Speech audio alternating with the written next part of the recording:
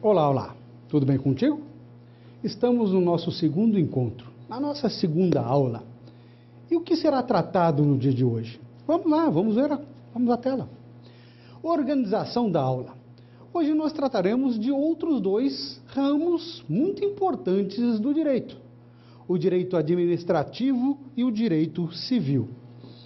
Nós já falamos, mesmo que rapidamente, sobre o direito administrativo e sobre o direito civil, ou das tratativas desses dois ramos do direito. Você está lembrado do que cada um deles trata? O direito administrativo te lembra administração pública, perfeito, dos entes, dos órgãos, das pessoas que compõem a administração pública, ótimo. E o direito civil? Direito civil, sociedade civil, perfeito novamente. Trata das relações entre os particulares. Então, dentro desses dois ramos do direito, nós vamos trazer alguns dos seus institutos mais importantes, princípios e etc, etc. São os dois assuntos a serem tratados na aula de hoje.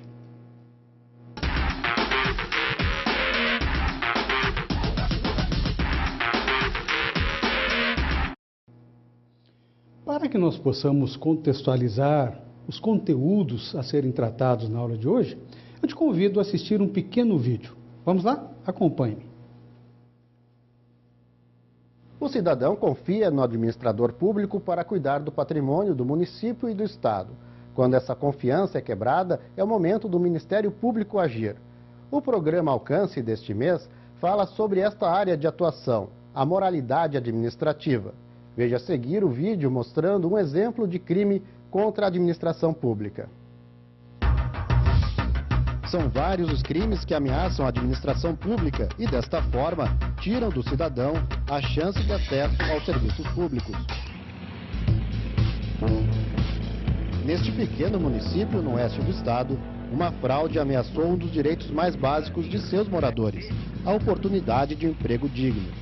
O concurso para trabalhar na prefeitura estava com cartas marcadas. As suspeitas foram levadas ao promotor de justiça, que conseguiu suspender as provas e determinar um novo concurso. Então, se o concurso tem esse objetivo de escolher o melhor, aquele que tem mais competência, não é justo que passe aquele que não tenha essa competência, essa capacidade de exercer um cargo público. Perde a população, perde-se dinheiro público, o dinheiro público é mal empregado e assim a sociedade não se desenvolve da maneira que deve ser dentro de um Estado democrático. Bom, nós vimos um exemplo de um crime contra a administração pública, mas a atuação do Ministério Público na moralidade administrativa abrange também a esfera civil.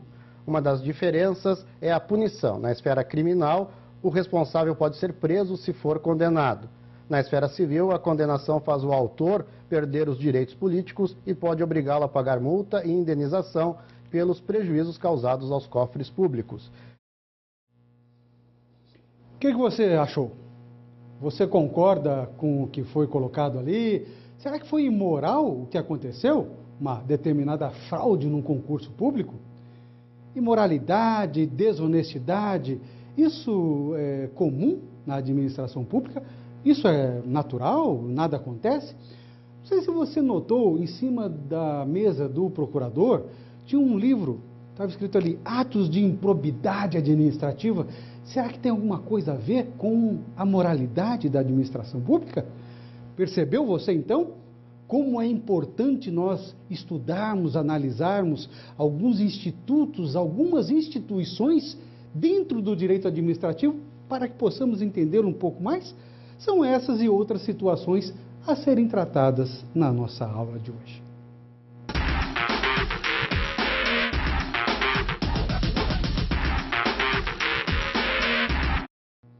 Como já dissemos, nós vamos abordar dois dos ramos mais importantes do direito na aula de hoje: o direito administrativo e o direito civil. Alguns dos seus institutos mais importantes. Certamente não vamos esgotá-lo, seria impossível, essa também não é a nossa ideia. Mas vamos trazer sim alguns de seus conteúdos para que você possa entender um pouco mais de cada um desses dois ramos do direito. Vamos iniciar pelo estudo do direito administrativo. Vamos ao quadro? Vamos lá. Direito administrativo. Como eu já disse em outros momentos, Sempre que possível, eu trarei um conceito ou outro de doutrinadores, do direito constitucional, do direito administrativo e assim por diante. Doutrinadores, você se lembra muito bem, são aqueles autores de renome jurídico que escrevem sobre o direito, como eles entendem ou o que eles entendem de determinada situação jurídica.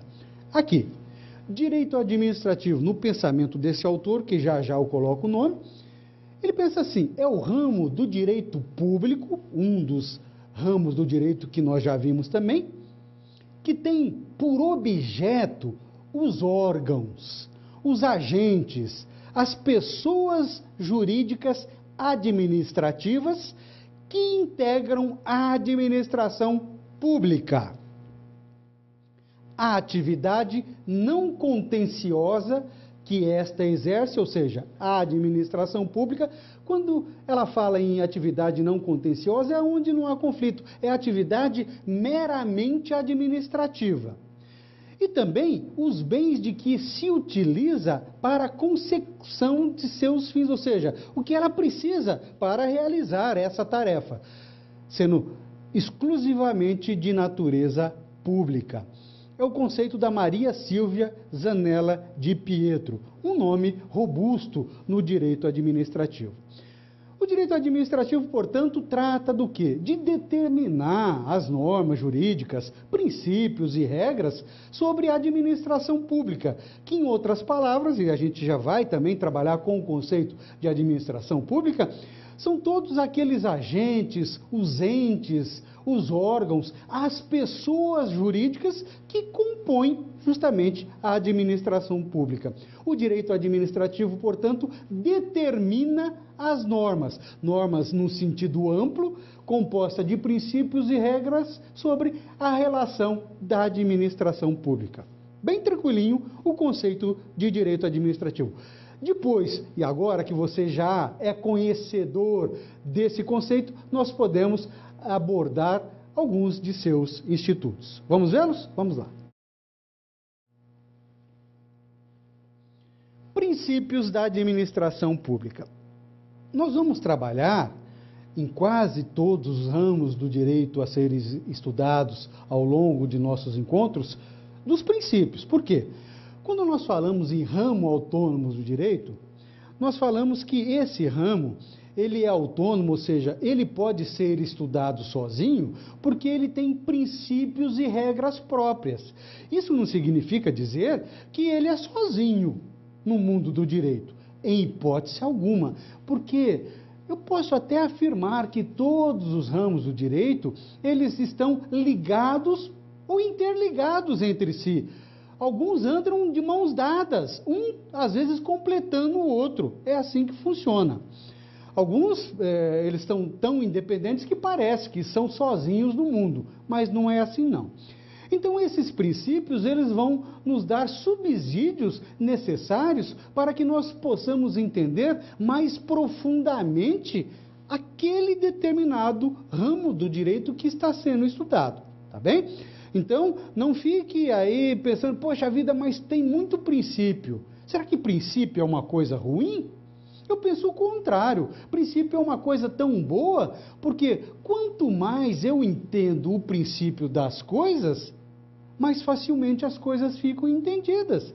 Se eu trouxer isso para o meu cotidiano, eu vou pensar assim, coloque isso, anote isso e tente fazer com que isso aconteça no teu dia a dia.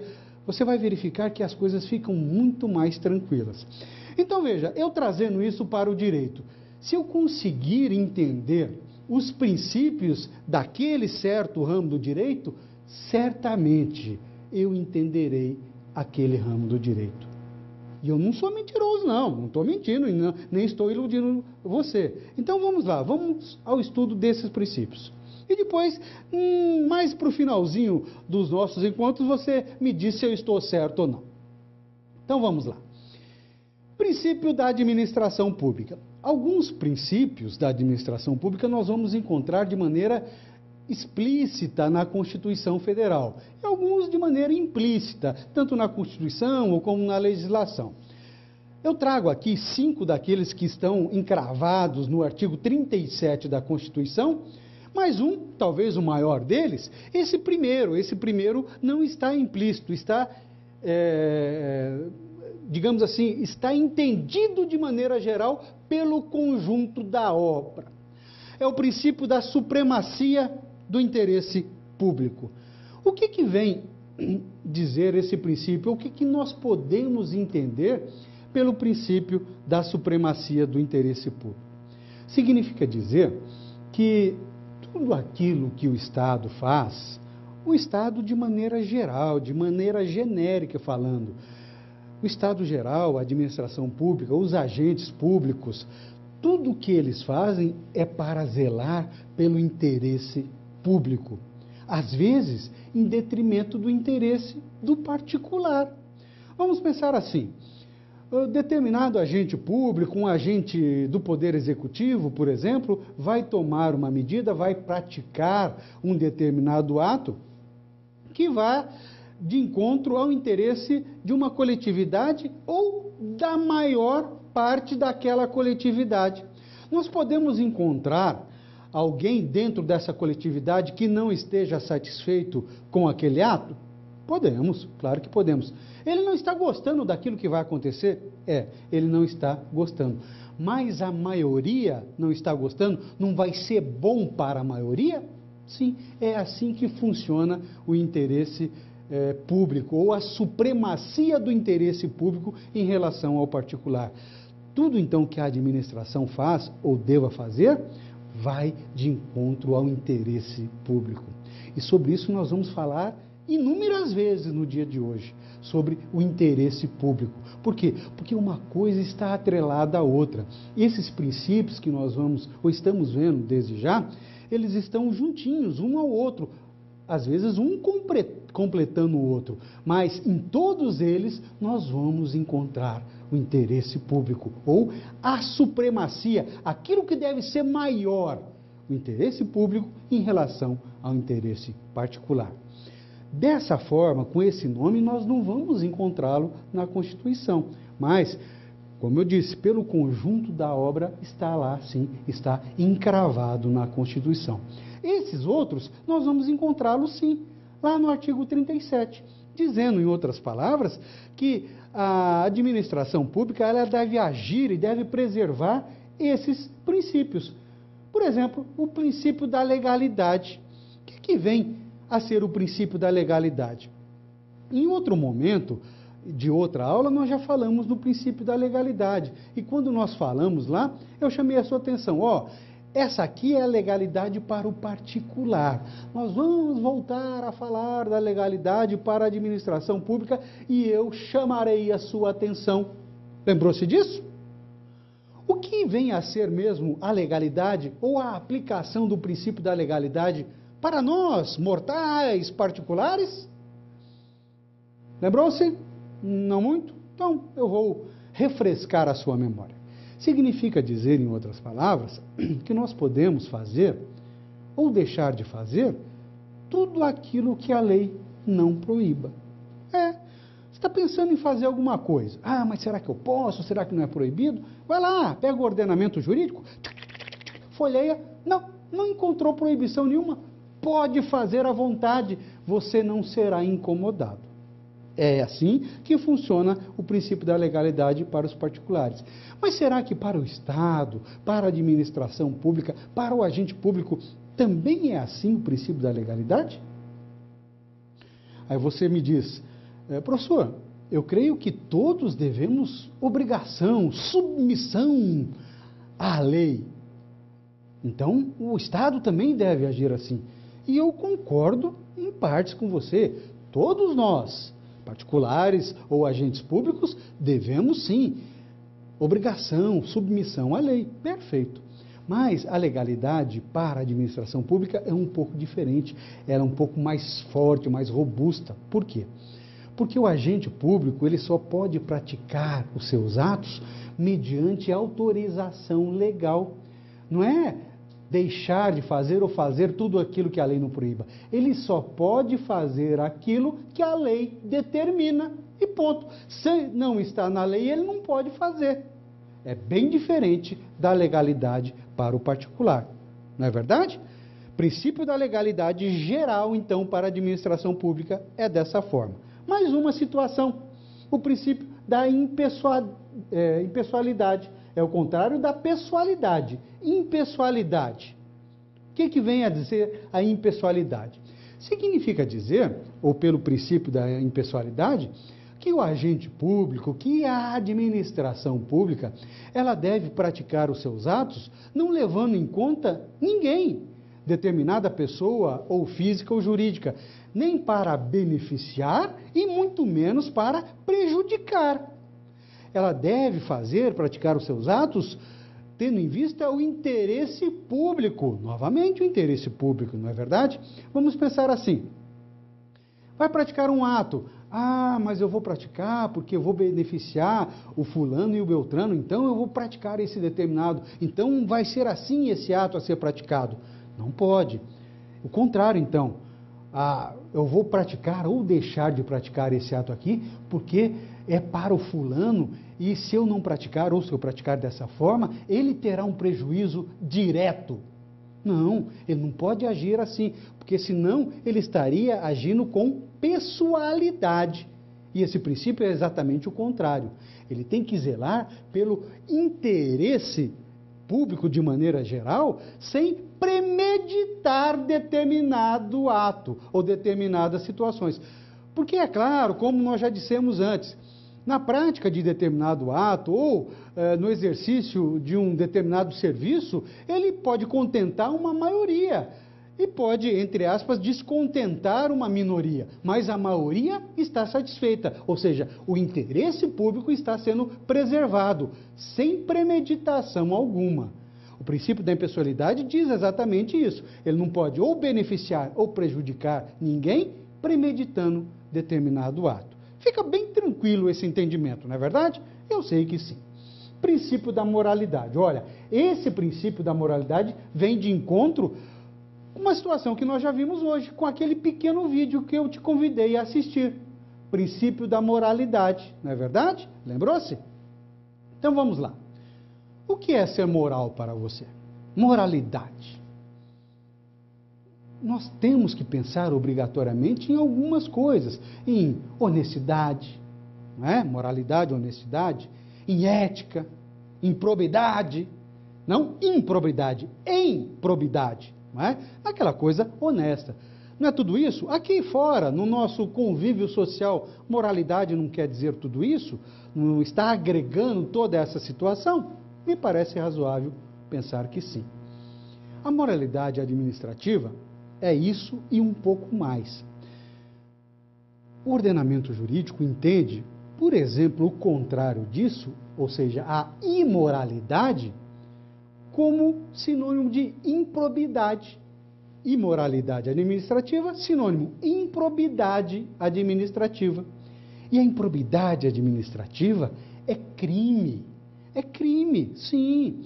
Agora, veja, aquele que praticar determinado ato, ele pode responder, como disse no nosso pequeno vídeo, em todas as esferas. Esfera administrativa, esfera penal, por ser um crime, esfera civil, pode responder também com algum patrimônio. Então, improbidade administrativa é muito pesado. Na realidade, o administrador público, o agente público de maneira geral, ele deve ter sim essa situação bem estudada para saber o que pode e o que não pode fazer. Alguns exemplos muito pontuais de improbidade administrativa. Eu pergunto a você, vamos pensar assim, um determinado agente comprou produtos ou serviços com preços superfaturados. Será que ele está fazendo alguma coisa honesta? Creio que não. Perfeito. Um ente público vendeu, através de um leilão ou coisa nesse sentido, um bem público abaixo do preço de mercado. Parece razoável? Também não. Claro que não. São situações que presume-se improbidade administrativa. Verificou? Então é bem tranquilo, bem facinho da gente trabalhar com esse princípio de moralidade. Não é isso?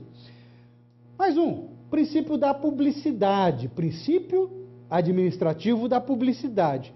Publicidade, de maneira geral, o que você entende? Dar publicidade a alguma coisa. Você está querendo vender o seu carro. Não fala para ninguém. Você vai conseguir vender o seu carro? Não. Você tem que dar certa publicidade. O que seria essa certa publicidade? Você vai falar com os seus amigos? É uma certa publicidade. Você vai anunciar, fazer um anúncio num jornal de boa circulação na tua cidade? É uma publicidade. Precisa obrigatoriamente fazer ou o anúncio ou somente? Não, você decide que tipo de publicidade você quer dar. Não é assim? Perfeito. A publicidade para a administração pública é mais ou menos isso. Em regra, deve-se dar publicidade oficial, ou seja, que os atos administrativos sejam publicados no Diário Oficial, ou da União, ou do Estado, ou do município, dependendo do caso. Mas não necessariamente que todos os atos devam ser publicados dessa forma. O que precisa, na realidade, é que sejam tornados públicos. Ou seja, é que aquela determinada população que deva saber daquele ato tenha conhecimento. Às vezes, um determinado ato administrativo não é publicado. Vamos pensar assim, numa licitação chamada de tomada de preço. Precisa de uma publicação? Precisa, obrigatoriamente. Está lá na lei. Uma outra licitação chamada de convite, também conhecida como carta convite. Ela não tem essa obrigatoriedade. A sua publicidade pode ser dada através do edital, que é preciso ser feito, mas afixado no mural da determinada repartição pública que precise comprar determinado bem ou serviço. É nesse sentido, então, que funciona a publicidade. E essa publicidade também não significa dizer que aquele determinado agente público, ele vai colocar o seu nome, fazendo publicidade do seu governo. Fulano de tal, prefeito de tal cidade, fez a ponte sobre o córrego, não sei das quantas. Isso não é publicidade. Ou não é essa publicidade administrativa. Pode ser qualquer outro tipo de publicidade, menos essa aqui, que deve ser aplicada pelo administrador público. E por último, dentro dos princípios, pelo menos a serem estudados no nosso encontro de hoje, é o princípio da eficiência. O que você pensa por eficiência? Eficiência seria a mesma coisa de eficácia? Será? Eficácia. Você trabalha, por exemplo, com eficácia? Trabalha. Trabalhar com eficácia é o trabalho, vamos chamar assim, do particular. Ele faz, é claro, da melhor forma possível, aquilo que tem que ser feito. O agente público, quando ele trabalha ou tem que trabalhar com eficiência, ele trabalha com uma eficácia mais robusta, mais firme, maior, por assim dizer. A eficiência administrativa, ela tem que comportar uma presteza, uma qualidade, uma adequabilidade, uma razoabilidade. É mais ou menos assim, a relação entre aquilo que foi produzido com os meios utilizados para se realizar aquele determinado ato, aquele determinado serviço. É fazer o máximo com o mínimo. Isso é ser eficiente.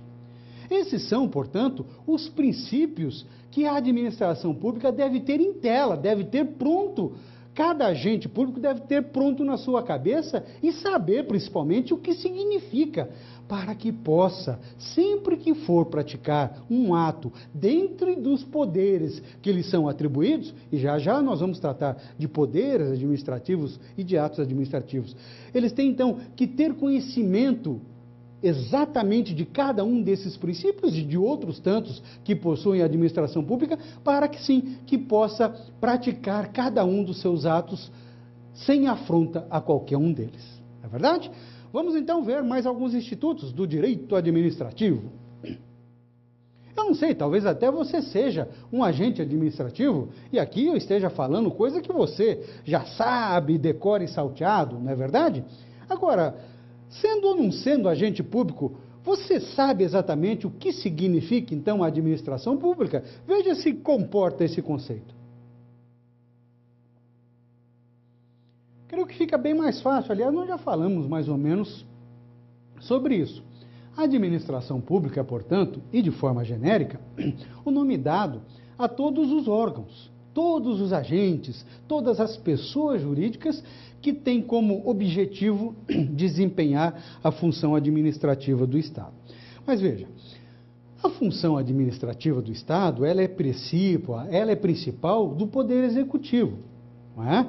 Isso não quer dizer que os outros poderes, o Poder Legislativo, que tem como função maior a criação das leis, ele não tenha também uma parte administrativa, a mesma coisa do Poder Judiciário. Ele tem outra função principal, mas ele tem também uma função administrativa. Então, a administração pública, ela comporta todos esses entes, órgãos, pessoas jurídicas que têm a função de realizar essa parte administrativa do Estado. Tá bem? Bem tranquilo? Como será que seriam essas divisões e subdivisões? Vamos ver. Administração pública direta. Certamente você já ouviu falar dessa administração pública direta. Nós podemos encontrar o seu conceito no artigo 4º, inciso 1, do Decreto-Lei 267. Novinho. Eu nem era nascido nesse ano. Vamos lá. O que diz esse artigo 4º, inciso 1? Constitui-se dos serviços integrados da administração da Presidência da República e dos ministérios. É o que nós chamamos de desconcentração. Veja, é um decreto-lei federal, então ele vai tratar de assuntos federais. E já nós vamos falar também que vale para os estados e municípios. Mas o que nós vamos entender por administração direta é uma situação que acontece dentro de uma mesma pessoa jurídica. Desconcentra, ou seja, o poder não fica concentrado, fica desconcentrado. O presidente da República e os seus ministérios, por exemplo. É mais ou menos a situação. Vamos ver mais um pedacinho. Por simetria, também se estende aos estados, Distrito Federal e municípios. Não tem personalidade jurídica. Ou seja, eles não são pessoas jurídicas, não são entes jurídicos. Por quê? É uma mesma pessoa desconcentrando os seus poderes. Por simetria, então, o governador do estado e seus secretários, o prefeito e seus secretários. É a chamada desconcentração do poder. Bem tranquilo? Bem tranquilo. Mas tem também a administração pública indireta, não tem? Vamos ver. Administração pública indireta. No mesmo artigo 4º, inciso 2 agora, do mesmo decreto-lei. A administração indireta compreende as seguintes categorias de entidades dotadas de personalidade jurídica própria. Aqui sim, elas têm personalidade jurídica própria. A primeira delas, já no artigo 5º do mesmo decreto-lei. Autarquia é a pessoa jurídica de direito público, um dos ramos do direito, criada por lei. Obrigatoriamente deve ter uma lei que crie uma autarquia, com capacidade de autoadministração para o desempenho de serviço público descentralizado, mediante controle administrativo exercido nos limites da lei. Mas um conceito da Maria Silvia Zanella de Pietro. Você conhece alguma autarquia? Conhece? Me diga aí o nome. O INSS. Opa, claro. Nós temos inúmeros exemplos de autarquia. Obrigatoriamente criada por lei, mas aqui é a primeira das situações de descentralização de poder. Elas estão, sim, atrelados a determinada pessoa jurídica de direito público, mas elas têm autogerência, por assim dizer, autoadministração, são obrigatoriamente criadas por lei também, e são exemplos, isso que nós falamos, o INSS, as agências, a ANEEL, a ANAC, etc, etc. São bons exemplos, então, de autarquias, já o primeiro ente da administração pública indireta. Mas tem mais algum, vamos vê-los. Empresa pública, também no artigo 5º, já no inciso 2. Personalidade jurídica de direito privado, com patrimônio próprio e capital exclusivo da União. criada por lei para a exploração de atividade econômica que o governo seja levado a exercer por força de contingência ou de conveniência administrativa, podendo revestir-se de qualquer das formas admitidas no direito, ou sociedade anônima, ou limitada e etc. Empresa pública. E sempre por simetria, nós estamos falando aqui de entidades federais, mas por simetria também podemos encontrar empresas públicas estaduais e municipais, obrigatoriamente criadas por lei. Empresas públicas com o patrimônio todo do ente público, não tem patrimônio do particular aqui. Ela é completamente com patrimônio público e com a administração pública. Pode ser sociedade anônima ou limitada, dependendo da vontade, do interesse do ente público que criará essa empresa pública. Exemplo de empresa pública. Caixa Econômica Federal, perfeito! O que mais? Empresa Brasileira de Correios e Telégrafos, fechou. Tá bom, tá de bom tamanho. Vamos ver mais alguma, vamos lá. Sociedade de Economia Mista. Artigo 5º, inciso 3 agora. Personalidade jurídica de direito privado, novamente criada por lei para a exploração de atividade econômica, sob a forma de sociedade anônima. Na empresa pública, ela pode ser criada através de qualquer forma que o direito admita, ou limitada ou anônima. A empresa ou a sociedade de economia mista, somente através de sociedade anônima, cujas ações, com direito a voto, permaneçam em sua maioria a União ou a entidade da administração indireta. Novamente, nós estamos falando de entidades federais, mas pode muito bem ser estadual ou municipal. Aqui há uma peculiaridade. O patrimônio ele não é completamente público. O particular ele pode sim ter patrimônio nessa sociedade de economia mista, através de ações, porque ela só pode ser criada da forma de sociedade anônima, sendo que ou o patrimônio maior, mais do que a metade, ou a maioria das ações com direito a voto sejam da entidade pública ou da administração de entidade de administração indireta. Os demais podem ser comercializados entre os particulares. Nós estamos, então, falando de ações. Você, por exemplo, você faz parte de alguma sociedade de economia mista, sendo acionista delas? Pensou um pouquinho? Me dê algum exemplo. Petrobras. Olha aí, Petrobras, é verdade.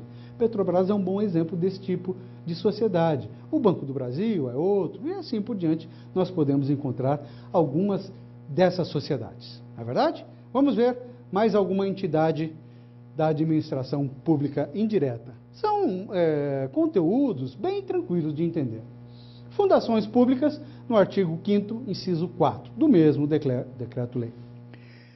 É um ente com personalidade jurídica de direito privado também, sem fins lucrativos, criada para desenvolver atividades que não exijam execução por órgãos ou entidades de direito público. Aqui é de direito privado, com autonomia administrativa, ou seja, ela mesmo rege a sua administração. Patrimônio próprio, gerido pelos respectivos órgãos de direção e funcionamento, custeado por recursos da União e de outras fontes. Então, uma fundação pública bem tranquila também, um bom exemplo é a Fiocruz. Ela tem auto-administração, tem patrimônio próprio, mas está, assim, atrelado também a um ente público. Essas são as entidades que nós podemos estudar dentro da administração pública indireta. Já vimos a administração pública direta e a administração pública indireta agora. Mas existe um outro conteúdo ainda a ser estudado dentro do direito administrativo. Vamos ver, vamos lá. Nós já falamos dos poderes, ou falamos que falaremos dos poderes, e estão eles aqui agora. Poderes da administração pública. A doutrina, de maneira geral, chama de poderes-deveres, ou seja, são poderes que a administração pública têm, mas que devem ser executados. Eles não podem deixar de lado. Então vamos lá. Poder vinculado e poder discricionário primeiro. Vinculado a quê? Vinculado à lei. A administração pública só pode praticar os seus atos mediante autorização legal. O poder vinculado quer dizer que não tem como ser de outra forma. Somente isso, vinculado à lei e acabou. Aliás, todos os poderes que a administração pública tem devem ser vinculados à lei. Mas, propriamente dito, o poder vinculado tem esse conceito, ser vinculado estritamente à lei. O poder discricionário. Bom, ele é vinculado à lei também, claro que sim. Mas, aqui, no poder discricionário, o agente administrativo, ele pode ter mais do que uma opção. Entre 2 ou 3 opções, ele pode escolher, dentro do seu juízo de conveniência e oportunidade, é claro também com proporcionalidade e razoabilidade, escolher aquele que ele bem entende, dentro da lei. Não é assim, eu quero isso, agora eu vou fazer. Não, negativo, não é assim que funciona. Ele tem respaldado na lei mais do que uma opção. Vamos pensar assim, um exemplo clássico que praticamente todo mundo utiliza, até porque fica bem facinho de entender esse poder discricionário. Um agente público executivo, por exemplo, um que foi eleito, ele pode contratar determinado servidor por comissão? Um comissionado? Pode, dependendo da sua situação, pode. Ele é obrigado a contratar? Não. Ele pode ou não. Dependendo da sua necessidade, do seu juízo de conveniência ou oportunidade, ele pode contratar. Não precisa concurso público para isso, por exemplo. Como ele pode, numa sequência, dispensá-lo. Ele não precisa mais daquele servidor, exercendo, portanto, o seu poder discricionário. São 2 poderes bem tranquilos de entender. Aliás, todos eles são. Vamos ver os demais. Poder hierárquico e disciplinar. Eu coloco sempre junto porque eles, um completa o outro. Hierárquico. Dentro da administração pública, nós vamos encontrar uma hierarquia. Claro que sim. Vamos pensar no governador de estado, governador, os seus secretários, aí uma determinada secretaria da administração, por assim dizer. Nós podemos encontrar lá um diretor de secretaria e depois o chefe de departamento e assim por diante.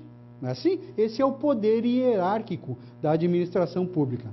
Ora, se ela tem esse poder hierárquico, ela também tem o poder disciplinar. Ou seja, ela pode determinar, inclusive, sanções para os seus determinados servidores e em casos de que o serviço não esteja sendo realizado a contento, uma punição, às vezes, mais severa. Tudo, é claro, dentro do devido processo legal, dando a todos o direito de se defender com todos os institutos e procedimentos constantes no direito. Mas esse poder disciplinar, ele pode sim ser aplicado pelo agente público com esses direitos. E por último, o poder regulamentar e o poder de polícia. O poder regulamentar é a prerrogativa que o agente público tem de criar portarias, normativas, respeitando a lei, respeitando a Constituição, porque às vezes precisa de algo mais para que determinado ato possa ser praticado. É o poder regulamentar que tem o agente público. E o poder de polícia? O poder de polícia não é necessariamente o poder da polícia propriamente dita, ou da polícia judiciária. Polícia judiciária é a polícia propriamente dita, polícia civil, militar, polícia federal, polícia judiciária.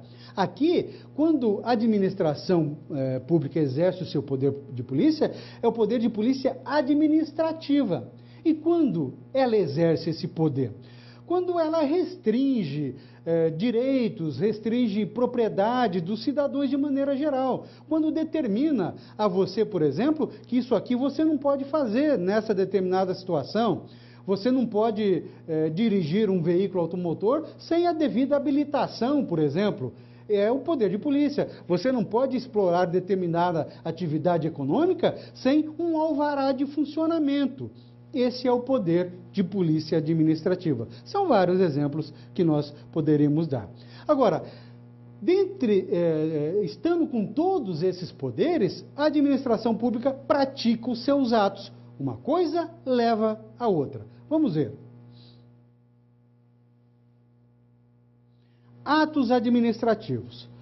Portanto, a administração pública tem essa prerrogativa dos seus poderes. Com esses poderes, ela pratica os seus atos. Mas todos os atos praticados pela administração pública devem ter esses requisitos, obrigatoriamente. O primeiro, o requisito da competência. A competência, ela está ligada diretamente ao agente público. Determinado agente público é competente para praticar certo ato.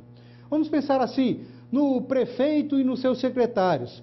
Os atributos dos atos do prefeito são uns, os atributos dos atos do secretário são outros. O prefeito tem uma competência muito maior do que os seus secretários. Agora, o prefeito pode praticar determinado ato porque é competente. Um servidor público, um cargo de auxiliar de secretaria, ele poderia praticar o mesmo ato que o prefeito pratica?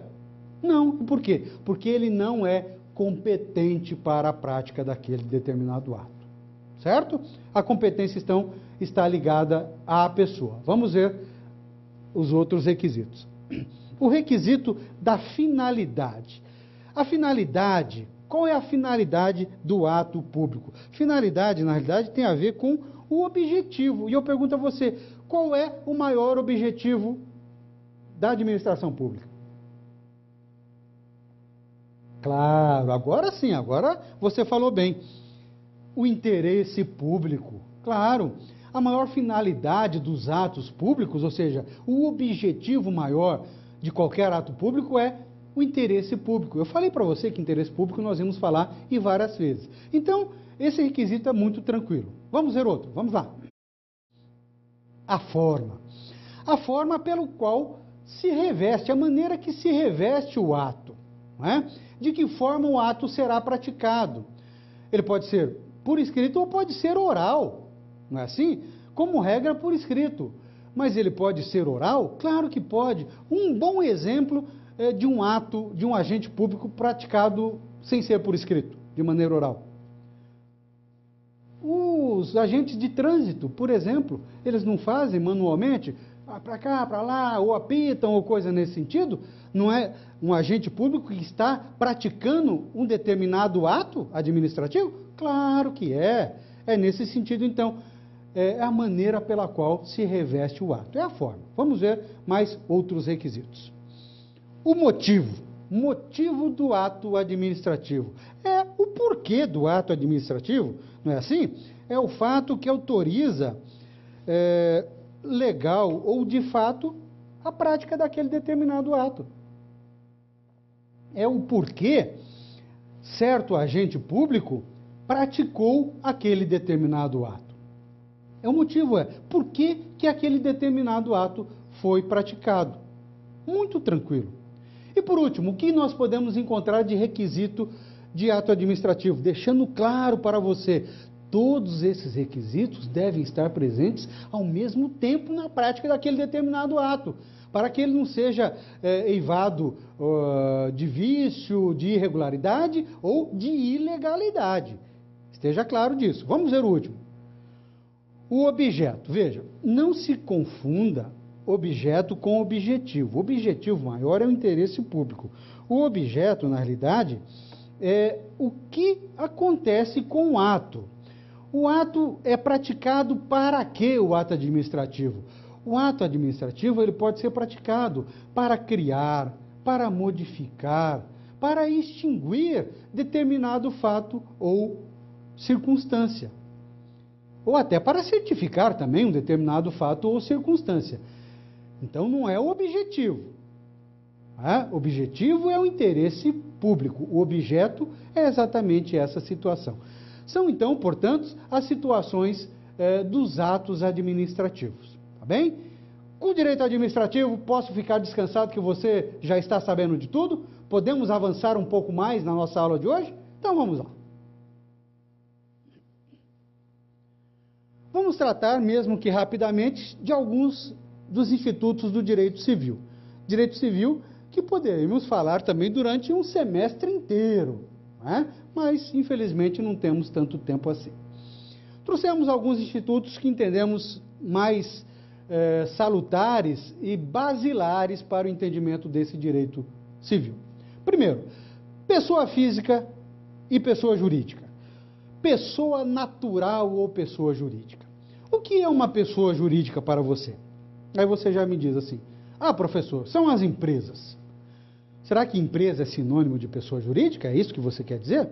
É isso. Não, então corrija, porque não é não. Pessoa jurídica, primeiro, quem determina quem são as pessoas jurídicas é o Código Civil, a Lei 10.406 de 2002, o nosso Código Civil. A partir do artigo 40, e no artigo 40 ela já fala das pessoas jurídicas de direito público, vai falar que a União, os Estados-membros, Distrito Federal e municípios são pessoas jurídicas de direito público. Mas o que interessa mais para nós são as pessoas jurídicas de direito privado. O artigo 44 fala das sociedades das sociedades em geral, que as empresas estão ali também, mas não só as empresas, sociedades civis também, ou a sociedade simples, mais propriamente dizendo, porque a sociedade civil já não existe mais com esse código novo de 2002. As fundações, os partidos políticos, a empresa individual de responsabilidade limitada também está lá como sendo uma pessoa jurídica de direito privado. Perfeito. Pessoa jurídica é isso. E a pessoa natural é a pessoa física propriamente dita. Se a pessoa física é chamada de pessoa natural, a pessoa jurídica também é conhecida como pessoa moral. Tá bem? Pessoa moral é a pessoa jurídica. Mas, tanto a pessoa jurídica quanto a pessoa física, elas precisam de personalidade jurídica e de capacidade jurídica. E o que é uma coisa e o que é outra? A personalidade jurídica é adquirida com o nascimento. Se pessoa natural ou física, nasceu, ela adquire personalidade jurídica. E a pessoa jurídica tem personalidade jurídica quando? Quando nasce. E ela nasce a partir do seu ato constitutivo devidamente registrado no órgão competente, ou na junta comercial, ou nos cartórios de registro de pessoas jurídicas. A partir desse momento, essas pessoas adquirem personalidade jurídica. Agora, a capacidade jurídica quer dizer que, tendo personalidade jurídica, essa pessoa pode exercer os seus direitos, ou seja, adquirir os seus direitos e contrair as suas obrigações. Isso é ter personalidade jurídica. Agora, nem toda pessoa tem capacidade jurídica. A pessoa natural ou física, inclusive, o nosso próprio Código Civil, ele determina em algumas situações que certas pessoas, até para garanti-las ou garantir o seu patrimônio, elas têm determinada incapacidade e chama-as de incapacidade absoluta ou relativa, dependendo da situação. Porque o mesmo Código Civil, já no seu artigo 1º, ele diz que todas as pessoas são capazes de direitos e obrigações. O problema é que, para exercer essa capacidade civil pessoalmente, às vezes elas são incapazes. Vamos ver então as situações de incapacidade. Vamos lá. No artigo 3º e 4º, nós vamos encontrar as incapacidades. Às vezes absoluta e às vezes relativa. De incapacidade absoluta, os menores de 16 anos, os que por enfermidade ou deficiência mental não tiverem o necessário discernimento para a prática desses atos. Por causa transitória, não puderem exprimir a sua vontade. Eles são incapazes absoluto. E, relativamente, os maiores de 16 e menores de 18, eles podem praticar alguns atos, outros não. Os ébrios habituais, viciados em tóxicos e por alguma deficiência, têm o discernimento reduzido. Os excepcionais, sem desenvolvimento mental completo, e também os pródigos. Esses, portanto, têm a incapacidade relativa. Alguns menores, eles podem chegar a essa capacidade antes do tempo, pela emancipação, que é pela concessão dos pais, a partir dos 16 anos, pelo casamento, pelo exercício do emprego público, pela colação de grau em curso superior. pelo estabelecimento civil ou comercial, ou também pela relação de emprego. Portanto, são essas as situações que nós podemos encontrar de emancipação, ou seja, alcançar a capacidade civil antes do tempo. São essas as situações a serem abordadas dentro do direito civil.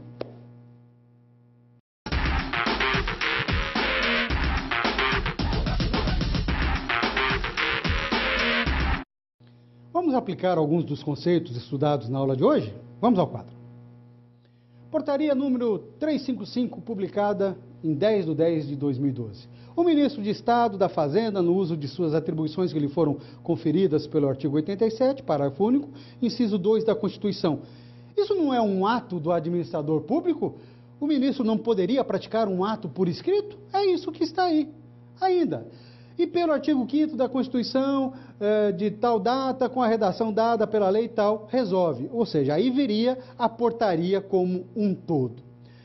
Mais uma decisão do STF, a ementa constitucional, tributário, taxa de localização e funcionamento, hipótese de incidência, efetivo exercício de poder de polícia, ausência de eventual fiscalização presencial e relevância. Aqui ele quer dizer, em outras palavras, que a administração pública exerceu o seu poder de polícia, mas não precisaria estar no local, porque isso é irrelevante.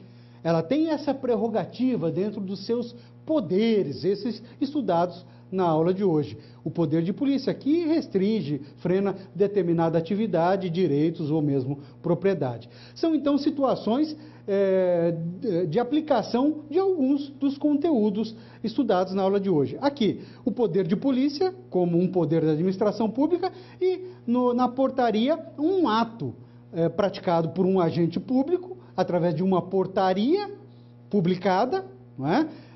Um ato por escrito, que ele poderia também ser uma prática de um ato de maneira oral, como também estudado na aula de hoje.